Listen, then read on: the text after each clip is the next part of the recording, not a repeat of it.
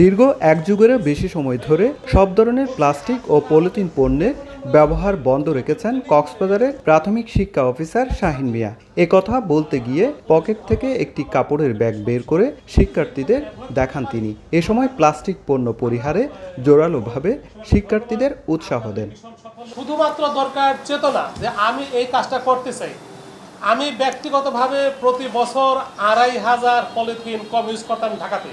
রোববার কক্সবাজারের বার্মিজ সরকারি প্রাথমিক বিদ্যালয়ে প্লাস্টিক সহ ক্ষতিকারক বর্জ্য ব্যবস্থাপনা বিষয়ক এক প্রচার অভিযানের আয়োজন করে ড্যাফোডিল ইন্টারন্যাশনাল ইউনিভার্সিটির সাংবাদিকতা, মিডিয়া ও যোগাযোগ বিভাগের স্নাতকোত্তর শিক্ষার্থীরা। সেখানে বিশেষ অতিথি হিসাবে উপস্থিত থেকে এসব কথা বলেন তিনি।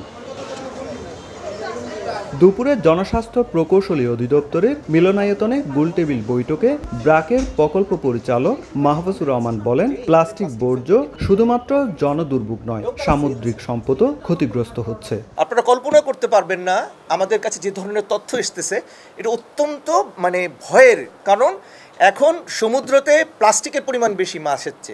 অপরিচ্ছন্ন জীবনযাপনের কারণে দেশে ডেঙ্গু, সর্দি ও জ্বরে মানুষ আক্রান্ত হচ্ছে বলে মত জেলার জনস্বাস্থ্য প্রকৌশলী অধিদপ্তরে।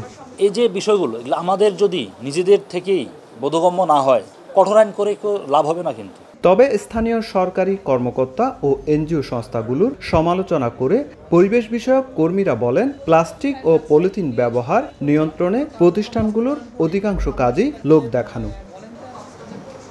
সুজাউদ্দিন রুবেল, সময় সংবাদ, কক্সবাজার।